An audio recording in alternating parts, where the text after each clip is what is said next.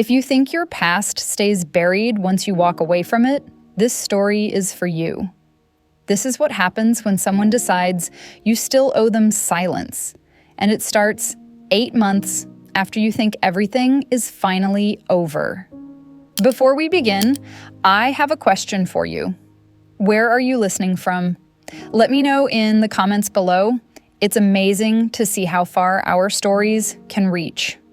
Now join me as we begin this story. 8 months had passed since I shut down my OnlyFans account. Not quietly, not impulsively, cleanly. I deleted what I controlled, closed what I could, and moved on. At least, that's what it looked like from the outside. Inside, life had finally settled into something that felt normal. Real mornings, real work, real tiredness at the end of the day. Not the kind that comes from staring at a screen too long, but the kind you earn by standing on your feet and showing up somewhere that exists offline. I had a job with fixed hours, a small apartment with thin walls and neighbors I didn't know well enough to greet by name. We weren't some perfect couple, but we got along. Shared groceries, shared routines, shared silence without it feeling heavy. It wasn't always rosy, but it worked. And for the first time in a long while, that was enough. OnlyFans wasn't something I thought about anymore. Not because I was ashamed, because it was done. I didn't introduce myself with it. I didn't explain it. It wasn't a secret, but it wasn't a headline either. Just something I'd done, learned from, and closed. I honestly believed that once you stop feeding something attention, it fades. That belief lasted exactly 8 months. It happened on a Tuesday. Late morning, cloudy outside, the kind of light that makes everything look flatter than it is. I was standing in the kitchen, one shoe on, the other still by the door, trying to remember where I'd left my keys. The radio was on low, someone talking about traffic delays. My phone buzzed on the counter. I glanced at it without thinking much of it. Probably work, maybe a delivery notification?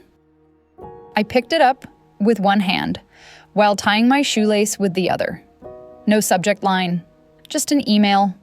Short, clean, no greeting. Pay, or I tell everyone. There was an attachment underneath. My fingers stopped moving. The lace slipped from my hand. I stood there for a second longer than necessary, staring at the screen like it might change if I didn't blink. Then my phone buzzed again. A text message. Unknown number, same sentence, no variation, no emotion. Pay, or I tell everyone. I sat down on the bench by the door without realizing I'd decided to. The wood was cold through my jeans. I rested my elbows on my knees and let the phone hang loosely in my hand, like it might fall if I gripped it too tightly. I didn't open the attachment right away. I didn't feel panic. I felt recognition. This wasn't confusion. I knew exactly what they meant, what they were pointing at. I'd always known this was possible in theory. Anyone who's ever been online understands that nothing truly disappears. You don't erase content. You just stop adding to it. The second message came less than a minute later. Still calm, still patient. I stood up and walked to the sink, turned on the water, let it run longer than needed. The sound filled the room, steady and loud, grounding in a way I didn't expect. I pressed my free hand against the counter and focused on the cool surface under my palm. Then I opened the attachment. It was a short video. Not public, not uploaded anywhere, just enough to prove they had it. I watched less than 2 seconds before closing it. My jaw tightened so hard my teeth hurt. I locked the phone and placed it face down on the counter, like that could contain what I'd just seen. I stood there for a long moment, breathing slowly, listening to the water, feeling my shoulders rise and fall. No shaking, no dizziness, just a heavy, focused tension settling into my chest. This wasn't about money. Not really. If it were, the message would have been different. There would have been numbers, deadlines, instructions. This was about leverage. about someone testing whether I'd pay to keep my life the way it was now. I finished tying my shoes, picked up my bag, left the apartment like any other day. At work, I sat at my desk and answered emails, talked about deadlines, drank bad coffee. Every so often, my phone buzzed in my pocket, and each time my body reacted before my thoughts did, a tight pull in my stomach, a brief pause in my breathing, then control again. By lunchtime, there were more messages. Still no name, still no demand, beyond the original threat. I didn't reply. That night, I came home, later than usual. The hallway lights flickered the way they always did.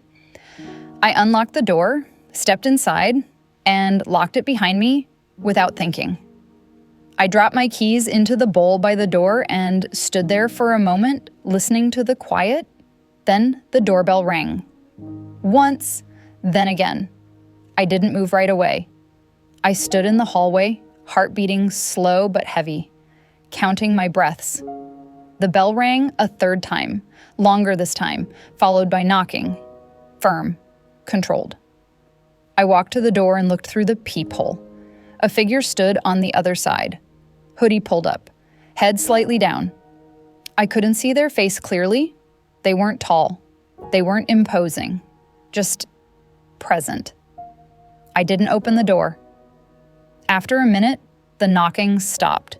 Footsteps moved away down the stairs. I waited until the building fell silent again before I picked up my phone. There was a new message. We can do this the easy way. I sat down on the floor with my back against the door, phone in my hand, knees drawn up slightly. The wood was cool against my shoulders, solid, real. That was the moment everything shifted. Not into fear, into clarity. I wasn't paying, and whatever followed, I was done, pretending my past could be bargained with. I treated the next morning like a workday, because that's what it was. I showered, I shaved my legs out of habit, I put on plain clothes that didn't ask for attention, I made toast I didn't taste. The whole time, my phone sat on the counter like a live wire. I didn't answer any of the messages, not the email, not the texts, not the doorbell threat. Silence was my first boundary, and I needed it to be solid. On my commute, I kept my eyes forward, hands at 10 and 2. The heater in my car smelled faintly like dust.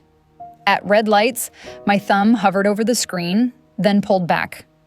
I wasn't going to feed it. By mid-morning, the pressure changed. It wasn't just the same sentence repeated. The messages started arriving with details that felt too close. A text came in that mentioned the street I lived on, not the full address, just enough to let me know they'd looked. Another came in an hour later that referenced my work schedule in a way that made my jaw tighten. Not a direct threat. More like someone trying to prove they were watching. My body responded even when my mind stayed calm. My throat went dry. My shoulders locked. I could feel the muscles in my forearms tense around my keyboard. I kept typing anyway. I kept showing up. That afternoon, I did the first practical thing. I started saving everything. Screenshots, email headers, file names, timestamps. I created a folder on my laptop with a boring title, something that wouldn't stand out if anyone glanced over my shoulder. I forwarded the emails to a second address I controlled, then exported them again as files. I wrote down every time the doorbell rang, every time I saw an unfamiliar car parked too long outside. Not because I felt helpless, because I was building a record. The next evening, another email arrived. No subject line again, attachment again. This time, the file name had my first name in it. My pulse didn't spike. It slowed. That cold focus dropped in. I sat at my kitchen table with the overhead light on, the kind that makes everything look clinical. The chair legs squeaked when I shifted my weight. I opened the attachment just long enough to confirm it was what I feared, then closed it. I didn't delete it. I didn't hide it. I saved it. Then I took a second screenshot of the email itself, the kind that captures the sender address and the time. and I uploaded it to a cloud drive with two-factor authentication. Because if someone wanted to scare me, I wasn't going to make it easy for them to erase evidence. That night, I checked my door lock twice. Not in a frantic way, in a methodical way. I put a chair under the handle, then decided that was theatrical, and removed it. I wasn't going to turn my home into a set piece. I was going to keep it functional, safe, real. The doorbell didn't ring, but around midnight, I heard footsteps in the hallway, slow, then stopping right outside my door. My breathing stayed steady, but my skin tightened anyway, like the air itself had cooled. I waited. No knock, no ring, just a faint sound, like fabric brushing the doorframe. After a minute, the footsteps moved on. In the morning, there was a new message waiting. It wasn't just pay or I tell everyone. It had a list, people I knew. Not full names, not full contact information, but enough to be unmistakable. A coworker, a friend from years ago, someone in my family. That was the first time my hands actually shook. Not because I felt shame about the past, I didn't. Because of the implication that someone I'd never met could reach into my life and touch other people with it. I stared at the list until the letters blurred. Then I put the phone down and pressed my palms flat against the countertop, feeling the cool stone bite into my skin. I held that pressure until my fingers stopped trembling. Then I went to the police. The station was brighter than my apartment, all harsh fluorescence and scuffed tile. The air smelled like coffee that had been burned hours ago. I sat in a plastic chair that forced me to sit upright, and I waited, phone in my hand, folder of printed screenshots on my lap. When an officer finally brought me into a small room, I laid everything out. The messages, the attachments, the doorbell visit, the list of people. I didn't dramatize it. I didn't apologize for it.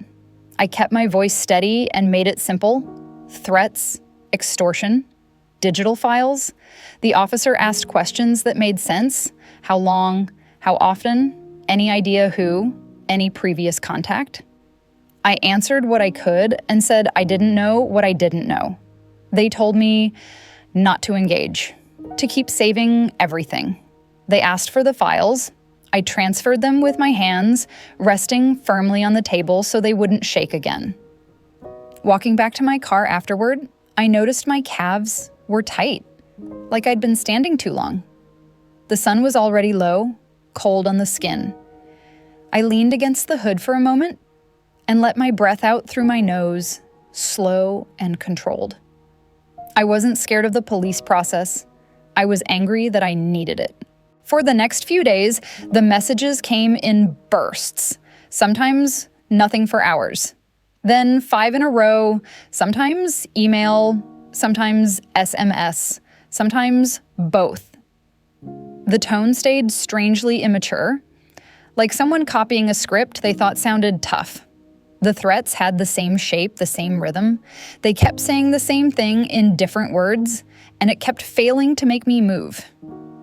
Then, they changed tactics again. One afternoon at work, I got an email on my company account. Not from the same address, but close enough that I felt my stomach drop. The subject line was blank. The body was 2 sentences, written like a dare. The attachment was there again. My fingers hovered above the mouse. Around me, people were talking about lunch plans. Someone laughed. A printer word. My office chair creaked as I shifted my weight. I didn't open it. I forwarded it to the officer's address they'd given me. Then I reported it to IT as a suspicious email without explaining my whole life story. My voice stayed calm while I did it. I kept it professional. That was my line, but my body registered the escalation. My chest felt tighter, like someone had tightened a strap around it. I stood up and walked to the restroom just to move, just to breathe. I ran cold water over my wrists and watched it drip into the sink. When I got home that night, The doorbell rang again. Once, twice, then knocking. I stayed still for a second, listening. I didn't run to the peephole this time. I walked. Slow, quiet. The floorboards were cold under my bare feet. I pressed my eye to the peephole. Same hoodie. But now the figure was closer to the door, almost leaning into it. I still couldn't see the face. The person raised a hand and tapped the door with their knuckles, not hard, not angry, just persistent. I didn't open it. I took my phone and started recording from inside, capturing the sound and the time. My hand was steady. My breathing was steady. I didn't speak. The knocking stopped. The footsteps moved away. I didn't chase them down the stairs. That would have been pride pretending to be courage. Instead, I sent the recording to the officer and sat on my couch with my shoes still on, keys in my hand, listening to my building settle. The radiator clicked. Somewhere, a neighbor's TV murmured. My living room lamp threw a warm circle of light onto the wall, and the rest of the room stayed in shadow. That shadow started to feel like a companion. Not fear, vigilance. The next day, the police called and told me they'd opened an investigation. They couldn't tell me much yet. They asked if I'd noticed any cameras near my building, any businesses with security footage, any neighbors who might have a door camera. That made the situation feel even more physical. Not just screens and messages, hallways, stairwells, real footsteps. I walked my block that evening like I was mapping it for the first time. I noticed a convenience store with a camera pointing toward the sidewalk, a laundromat with a blinking red light above the door, a neighbor across the hall with a small camera mounted by their frame, half hidden behind a hanging plant. I knocked on their door and asked politely if they had footage. I kept it vague. I said someone had been bothering me and the police were involved. My voice stayed even. My hand still held my phone like a tool, not a shield. The neighbor agreed to check. 2 days later, they emailed me a clip. It wasn't perfect, grainy. The hallway light flickered, but it showed the hoodie figure clearly enough to see something I hadn't registered. They were small, not a grown man, not even close. The way they moved looked uncertain, like someone trying to act older than they were. I sent it to the police immediately. That night, the messages stopped for almost 12 hours. And in that gap, my mind did what it always does when the noise goes away. It tried to fill the silence with scenarios, worst-case outcomes, future consequences. Who would believe me? Who would judge? Who would treat me differently? I didn't let those thoughts turn into a spiral. I watched them like weather, passing through, but I could feel the complication building inside me anyway. Not shame, not victimhood, a moral pressure. Because the question wasn't only what they might do. It was what I was willing to do in response. If the video got out, would I defend myself publicly? Would I explain? Would I fight every rumor? Would I drag people into it just to prove I wasn't hiding? I realized something uncomfortable in that quiet. I didn't want to spend the rest of my life reacting. And whoever was behind this understood that. They weren't just threatening exposure. They were threatening to trap me in constant defense, constant explanation. That's what they were really selling. A life where I had to keep proving I deserved the present, and I wasn't buying it. The next morning, the police called again. This time, their tone had changed. More direct, more contained. They said they had a lead, and they wanted me to come in. I drove there with both hands on the wheel, knuckles pale against the leather. The sky was bright, winter clear, the kind of day that feels too clean for the things sitting in your stomach. In the waiting area, I sat upright, phone in my lap, and watched a vending machine blink in the corner like it had all the time in the world. I kept my face neutral. Because whatever they told me next, I wasn't going to flinch for anyone. They brought me into a smaller room this time, away from the front desk, away from the waiting chairs and the vending machine. The air smelled like stale paper and cheap hand soap. 2 officers sat across from me. One had a folder open. The other kept looking at my phone like it was evidence that could bite. They told me they'd traced the messages through a chain of throwaway accounts, Wi-Fi hops, and a couple of dumb mistakes. The kind you only make if you're more confident than skilled. Then they showed me a still image from a hallway camera. The hoodie was the same. The stance was the same. But the hands were smaller than I expected. The shoes were the kind teenagers wear when they want to look older. And then they said the part that almost made me laugh out loud. He's 16. For a second, my brain refused to accept it. My eyes stayed on the photo, and my body reacted before my thoughts did. My shoulders loosened, like someone had finally unclenched a knot I'd been carrying. Then the anger came back in a clean, sharp line. Not because he was young, because of how casually he'd tried to control me. They explained it like they were talking about a pattern they'd seen before. A kid spending too much time on forums, learning the vocabulary of hacking without the discipline. He hadn't broken into anything major. He'd gotten lucky. Old data leaks, reposts, people trading files like they were nothing. He scraped what he could, stitched it together, and decided he wanted payment for it. They told me they'd seized devices, that they'd notified his parents, that there were procedures, juvenile court, digital forensics, all of it. The officer's voice stayed measured, careful not to promise me a clean ending, because they couldn't. The internet doesn't have an undo button. When they asked if I wanted to make a formal statement, I said yes, without hesitation.